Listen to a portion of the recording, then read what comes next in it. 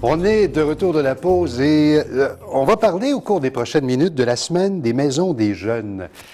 Ça se tient du 13 cette année, du 13 au 19 octobre. Et on a avec nous Mme Marjorie Gagnon, qui est coordonnatrice de la Maison des jeunes Adozone de Pointe-Saint-Charles. Bienvenue, Mme Gagnon. Merci, bonjour. Quel beau prétexte pour parler des maisons de jeunes.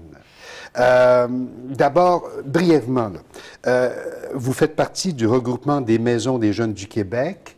C'est un organisme à but non lucratif. Combien y en a-t-il? Oui, il y a 186 maisons membres du regroupement des maisons de jeunes, mais on estime qu'il y a à peu près le double qui sont non membres au Québec. Donc, il y a peut-être aux alentours de 400 maisons de jeunes au Québec, partout. Les maisons de jeunes membres du regroupement, c'est dans 16 régions du Québec. Puis on rejoint à peu près, on estime à peu près 50 000 jeunes par année. OK. Si on parle de la Maison des jeunes Adozone de Pointe-Saint-Charles, vous rejoignez, vous, combien de jeunes? C'est difficile à dire. Ça varie beaucoup. L'année passée, on a rejoint 250 jeunes différents. L'année d'avant, c'était un peu moins. L'année prochaine, ça va peut-être être un peu plus. Ça varie vraiment d'une maison à l'autre. Là, j'ai préparé une série de questions pas compliquées, simples. Mais probablement que les gens veulent mieux connaître ce qu'est une maison de jeunes. D'abord, qui sont les jeunes qui fréquentent une maison de jeunes?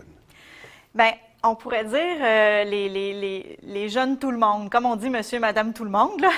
C'est les jeunes entre 12 et 17 ans pour la plupart. C'est l'âge dans une maison de jeunes.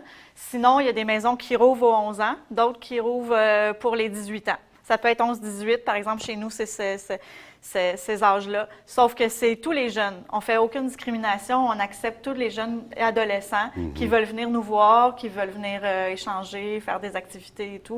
Justement, qu'est-ce qui se passe dans une maison de jeunes? Bien, en fait, la mission des maisons de jeunes, c'est d'avoir un espace animé avec les jeunes. C'est par et pour les jeunes. Donc, c'est eux qui décident des activités qu'il y a au programme. Ils peuvent décider de faire des loisirs, du sport. On fait aussi des jeux de société, des sorties au cinéma, des voyages. On fait beaucoup de prévention aussi. On fait de la sensibilisation. La base de fréquentation, en fait, c'est volontaire. C'est que les jeunes viennent pour rencontrer d'autres jeunes, pour tisser des liens avec les animateurs. Est-ce que ce sont des jeunes qui sont malmenés par la vie, qui sont... Ça pourrait, mais pas nécessairement. Comme l'ensemble de la population, ça peut être n'importe quel jeune peut se présenter chez vous. C'est ouvert à tous les jeunes. Mais ces jeunes-là se présentent à qui? Parce qu'il y a quand même un personnel en place. Oui, il y a toujours... la plupart des maisons de jeunes ont certaines politiques par rapport à ça. Comme chez nous, on a toujours 2 animateurs sur le plancher, animateurs intervenants. Ça dépend des maisons. Il y en a qui c'est intervenant en plus. Il y a toujours des adultes en place. Les jeunes arrivent, ils rentrent. Quand c'est des nouveaux jeunes, nous, on va se présenter. Ils se présentent aux autres. Ça se fait de façon un peu informelle. Ils s'intègrent au groupe puis ils participent aux activités. Des fois, ils viennent 1 fois, 2 fois par année. Des fois, ils viennent à tous les jours. Ça dépend des jeunes, puis ça dépend de leurs besoins aussi. Ça dépend de ce qu'ils viennent chercher. On a des périodes plus libres. Donc, ce que vous me dites, ce n'est pas un abonnement à vie. Non, pas Le jeune nécessairement. vient quand ça lui tente, il se présente avant. Oui. Est-ce que vous étudiez les dossiers? Est-ce que vous êtes discret? Comment ça se passe? Nécessairement, vous n'acceptez pas tout le monde, là. Oui, on accepte tout le monde, oui. Je veux dire, à part, par exemple, si un jeune a des très graves problèmes de santé mentale, par exemple, ou qu'on ne peut pas contrôler ou que ce n'est pas notre sort, je veux dire, bon, il y a certaines limites, mais on ne fait pas de discrimination, on accepte tout le monde. Les jeunes... En fait, votre question, c'est par rapport au fait... Par rapport aux gens qui viennent vous voir, par exemple, j'imagine que vous êtes en contact également avec certains organismes d'aide? Oui, en fait, on peut faire de la référence aux jeunes. Par exemple, s'il y a des jeunes qui nous confient ils ont des problèmes pour leur choix de carrière ou s'ils ont des pensées suicidaires ou peu importe, c'est pas toujours catastrophique, là. Ça peut être aussi qu'ils recherchent des emplois ou quelque chose comme ça. Nous, on peut les référer à des organismes au Carrefour Jeunesse, on peut leur donner des sites Internet ou des lignes téléphoniques. Vous êtes un lieu de référence Oui, également. on peut référer les jeunes, on les écoute aussi, puis on les conseille. On parle beaucoup des jeunes, là. Si on parlait un petit peu des parents. Est-ce qu'il serait bienvenu, par exemple, est-ce qu'un parent est bienvenu dans une maison de jeunes? Ça arrive que les parents puissent les parents peuvent venir visiter les maisons de jeunes. Ils ne participent pas nécessairement aux activités, par exemple, mais parce que nous, on privilégie le contact avec les jeunes. Si on a des sorties spéciales, on doit avoir une autorisation parentale, on passe par les jeunes. Donc, c'est vraiment un espace par et pour les jeunes, puis on les responsabilise là-dedans. Quelles sont les plus grandes inquiétudes des jeunes, des parents face à ça? Des parents.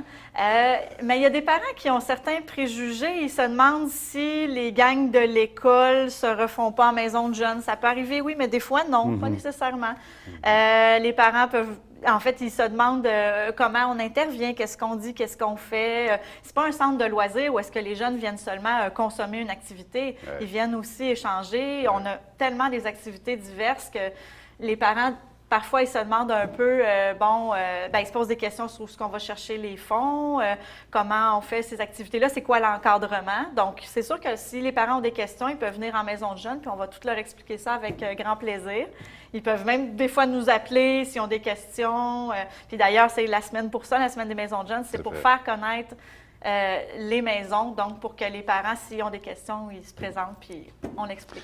OK, on a parlé des jeunes, on a parlé des parents. Si on parlait des gens qui seraient intéressés à œuvrer, à travailler dans une maison de jeunes?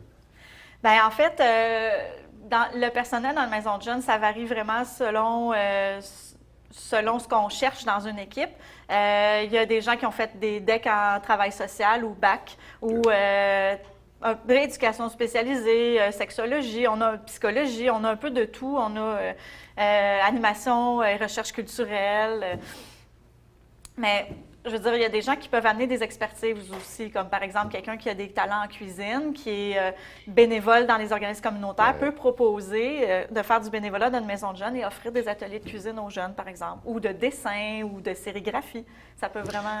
on a à peine quelques secondes, mais rapidement, je voudrais savoir qui sont les bailleurs de fonds de ces maisons La plupart des maisons de jeunes sont accréditées par leurs agences de santé régionales, donc, et sont financées par le programme de soutien aux organismes communautaires, donc le PSOC, et ça vient du ministère de la Santé et des Services sociaux. Donc, les maisons de jeunes ont ce financement-là de base, donc à la mission, et ça peut varier de 10, 15, 20, 30 000 jusqu'à un peu plus que 100 000. Bien, ça varie d'une maison à l'autre. Il y en a qui sont accrédités, mais qui n'ont pas de financement. Les municipalités financent beaucoup aussi les maisons de jeunes à la mission, puis sinon, on va chercher des projets. Madame Marjorie Gagnon, coordonnatrice de la Maison des jeunes à Dozonde de Pointe-Saint-Charles, comment peut-on vous rejoindre? Est-ce qu'il y a un numéro de téléphone? Oui. Le site, j'imagine, vous avez un site Internet? Pour la Maison de jeunes, on n'en a pas, mais on a une adresse Internet, Adozonde PSC, comme pour Pointe-Saint-Charles, à commercialvideotron.ca, sinon 937-9655 dans le 514, ou le regroupement des maisons de jeunes, 725-2686 dans le 514. On va prendre soin de tout inscrire ça à l'écran de toute façon. Et merci beaucoup pour tous ces jeunes, Madame Gagnon. Merci à vous. Merci.